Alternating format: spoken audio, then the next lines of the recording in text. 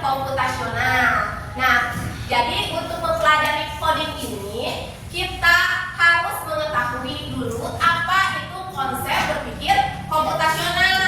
Nah, adapun tujuan dari pembelajaran ini adalah satu, menjelaskan secara sederhana pengertian berpikir komputasional. Dua, mengidentifikasi 4 prinsip utama dekomposisi, pengenalan pola, abstraksi, dan algoritma. Kemudian tiga, menerapkan prinsip berpikir komputasional untuk menyusun langkah-langkah logis dan menyelesaikan masalah sederhana. Misalnya tadi urutan sikat gigi atau membuat teh. Yang keempat, bekerja sama dalam kelompok untuk membuat instruksi sederhana dan merefleksikan proses berpikir yang dilakukan. Nah, bagaimana caramu memberitahu robot untuk menyikat gigi dengan benar?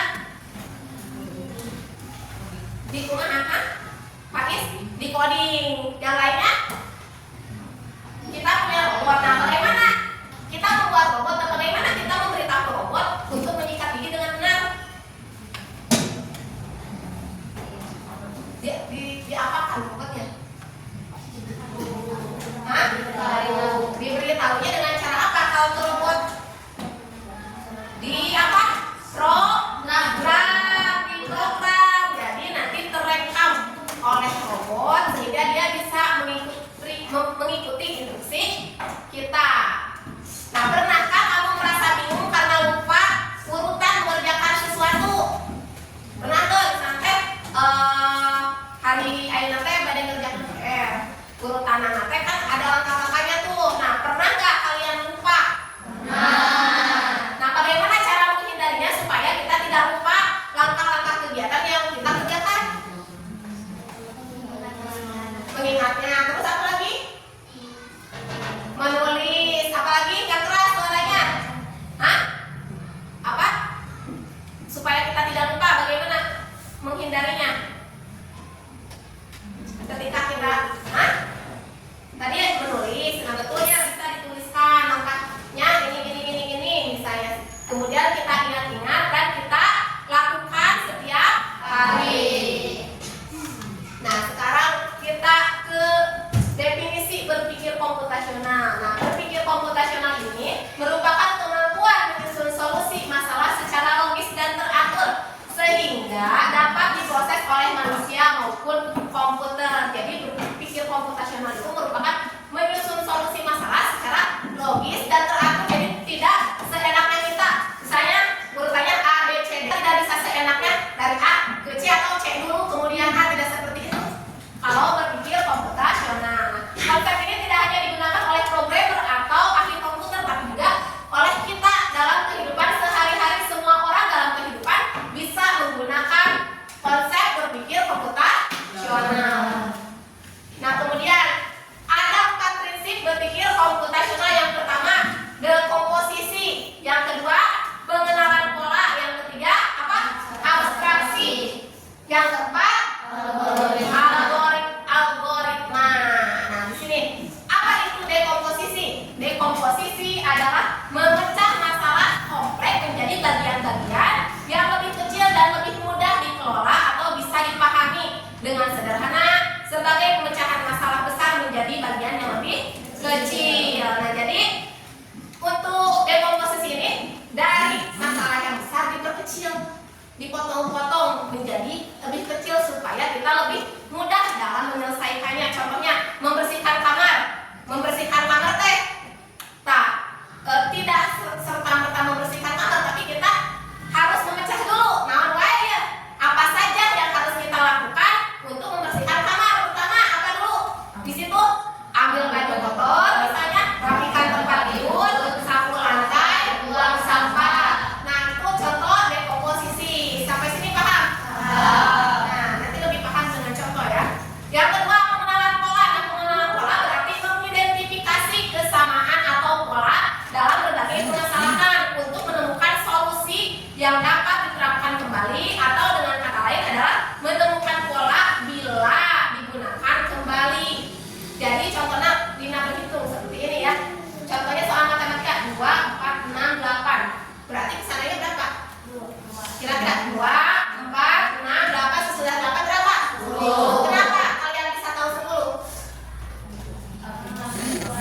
ditambah 2. Betul. Jadi polanya ditambah 2. Jadi kalian tahu pesannya berarti, dan nanti setelah 10 berapa? 12, 14 dan seterusnya. Nah, itu contoh pengenalan pola. Yang ketiga, abstraksi. Nah, abstraksi adalah menyaring informasi yang tidak relevan atau tidak sesuai dan hanya mengambil bagian yang penting untuk menyelesaikan masalah. Dengan kata lain, hanya terfokus pada informasi penting dan menyaring detail yang tidak relevan atau tidak sesuai. Jadi misalnya teh Cynthia mau misalnya teh mencuci piring. Nah, Cynthia menyaring informasi mencuci piring teh apa saja yang harus dilakukan. Pertama, misalnya ambil sabun, atau sebelumnya apa? Buang dulu sisa-sisa makanan, kemudian buka keran, basahi dulu misalnya teh. Terus pakai sabun, ambil sabun, terus sabunnya dipakaikan ke piringnya yang untuk membersihkan piringnya. Nah, itu beberapa hal yang penting ya. Cynthia jangan memikirkan merek sabunnya naon gitu ya. Merek sabunnya apa gitu. Atau ini kerannya ini terbuat dari apa. Itu tidak bisa dipikirkan. Nah, itu termasuk apa? Abstraksi. Jadi menyaring informasi yang penting-penting saja dalam kegiatan kita. Nah, selanjutnya yang terakhir, algoritma.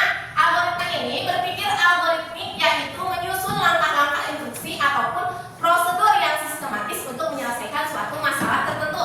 Contoh, cara membuat mie instan: panaskan air, masukkan mie, tunggu 3 menit, tambahkan bumbu, aduk, sajikan. Nah, sekarang kalian melihat video tentang berpikir komputasional kegiatan menggosok gigi.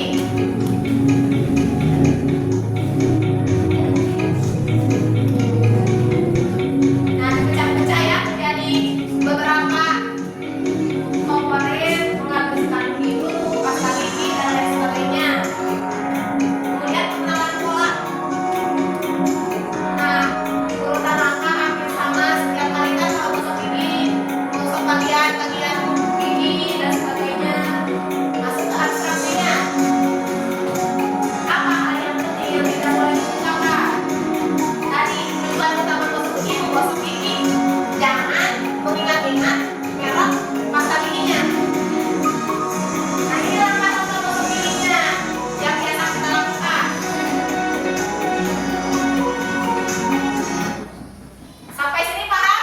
Nah, kalau paham, Ibu akan membagi kalian ke dalam 4 kelompok. Kelompok 1, kelompok 2, kelompok 3, dan kelompok 4.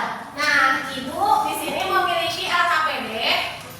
LKPD-nya tentang ada kartu di sini ya. Ada beberapa kartu, ada kartu merapikan tidur, tempat tidur, mandi, mencuci piring, mencuci pakaian, memasak mie, makan, mencuci tangan, dan memasak telur dadar. Di sini ada kartu-kartunya. Nanti kalian pilih kartunya tiap kelompok. Kartu apa yang akan kalian jadikan bahan diskusi untuk menguraikan konsep berpikir komputasional dari kegiatan yang ada di dalam kartu ini. Pak? Nah, sekarang Ibu itu bagi kartu dipilih dulu. Silakan.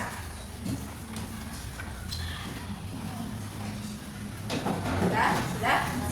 Sekarang kelompok 4. Pak, kelompok 2 silakan. Oh ya.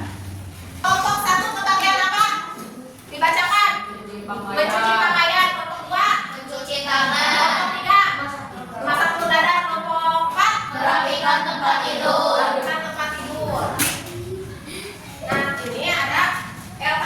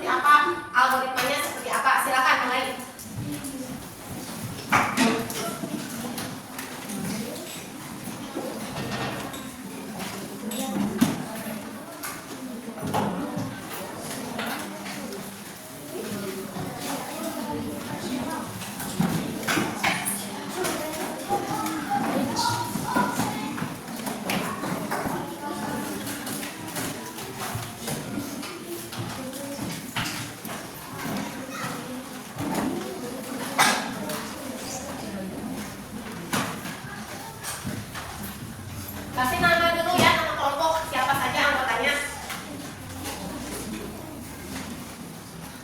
Kelompok berapa, kemudian nama anggotanya siapa saja. Bagi-bagi tugas, siapa yang mengerjakan, ramai-ramai diskusi, siapa yang kebagian untuk menulis hasilnya.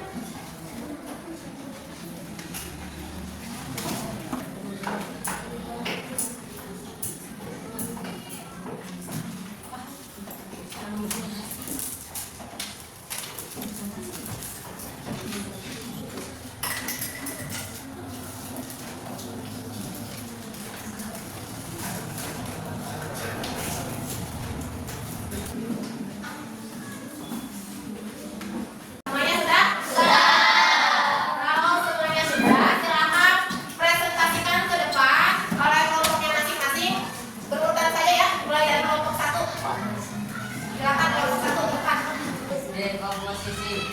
1. Memisahkan pakaian berdasarkan warna. 2. Mendistribusi dengan air. 3. 4. Memasukkan pakaian. 5. Mengucap manual atau menyalakan mesin.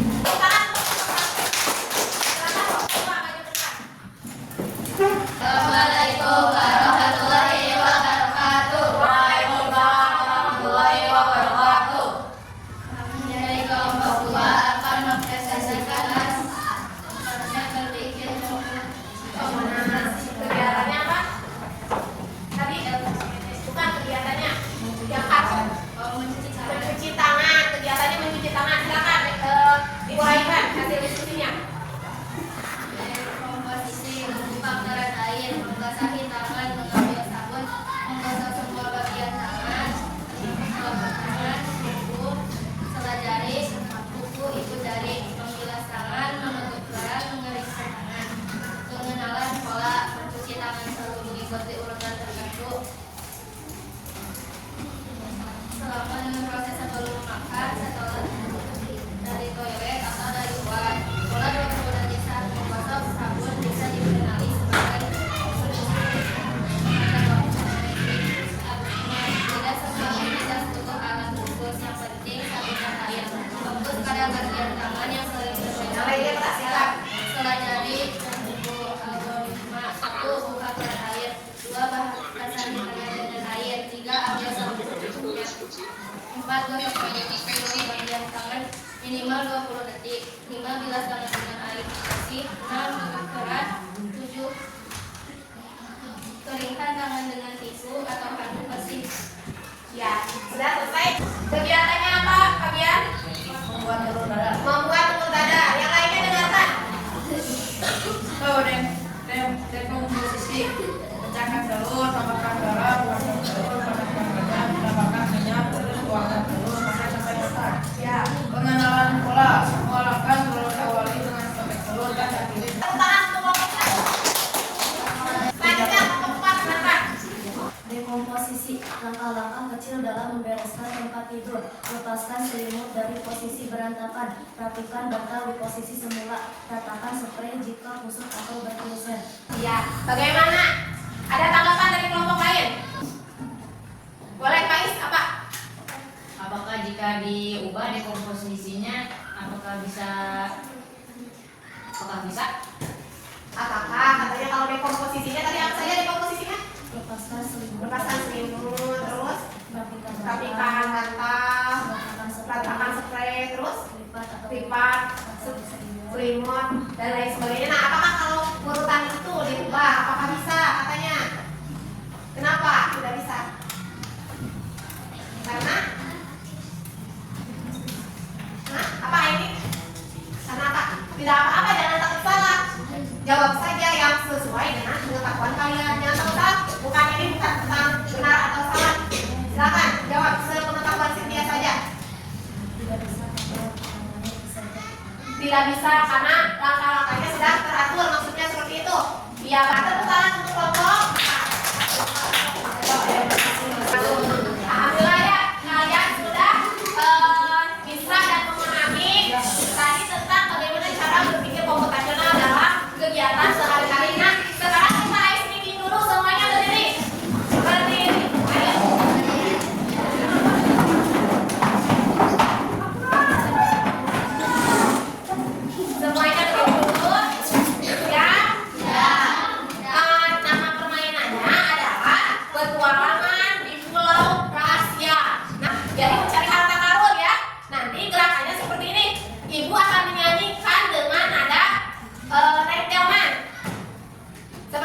Yuk mulai berjalan menuju goa hartanya. Berarti nanti kalian harus lompat ke depan 1 kali.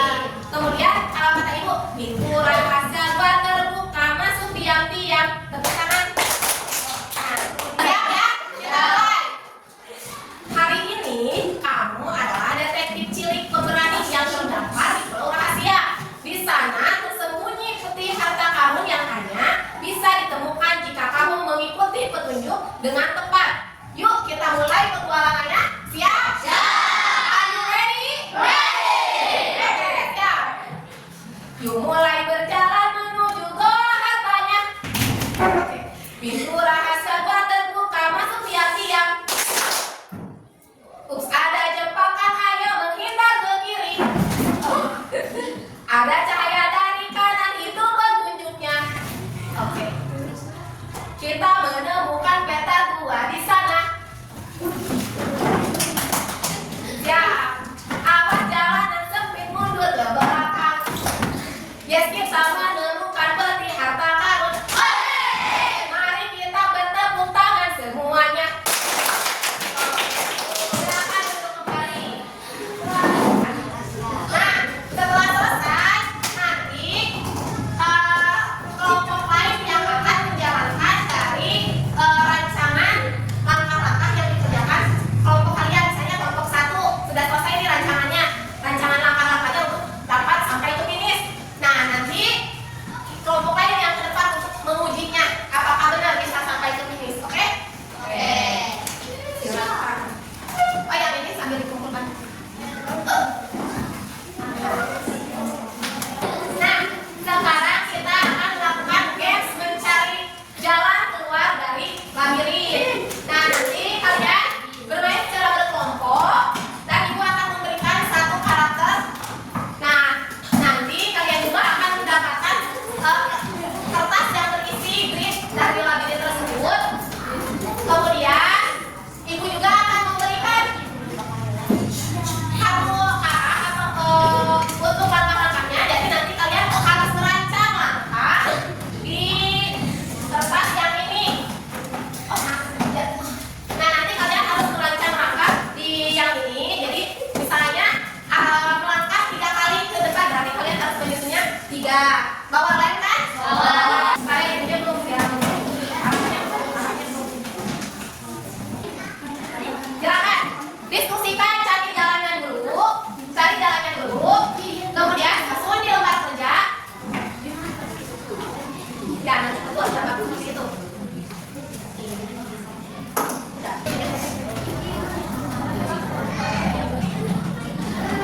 Ya, siap. Kelompok 1, bagian yang mana kajiannya? Yang jauh ya.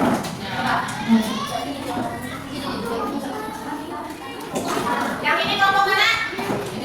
Kelompok 2. Nah, siapa yang mau kelompok 2? Yang mau menjalankan lagi di kelompok 2? Yang mau uji coba? Kelompok 3, balik ke depan. Ambil yang keras ya, suara yang keras ya. Oh. Sebutkan.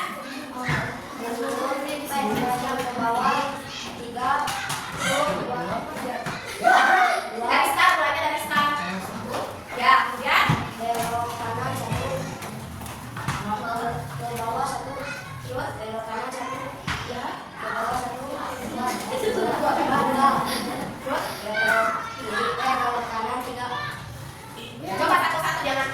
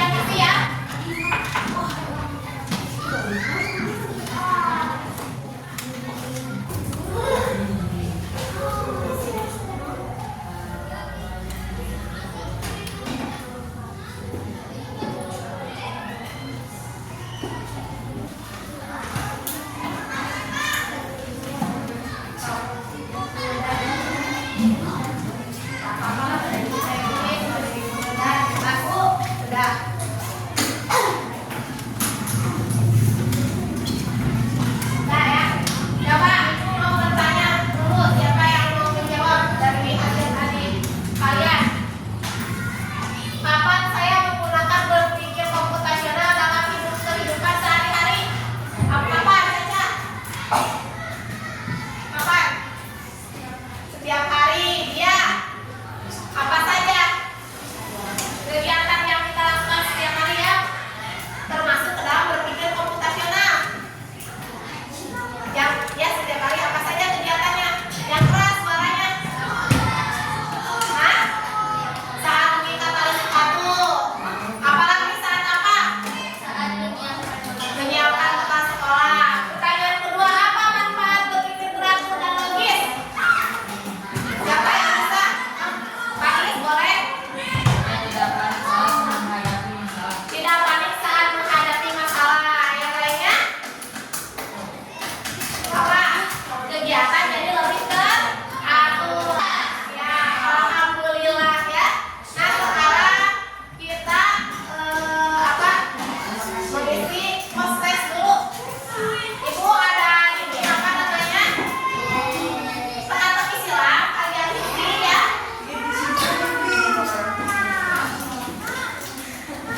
Nanti kasih nama dulu, isi masing-masing.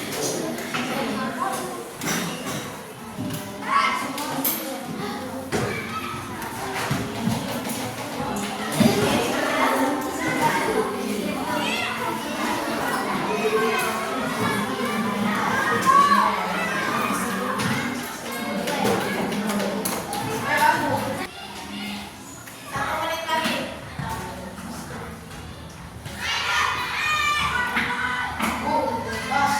Dah.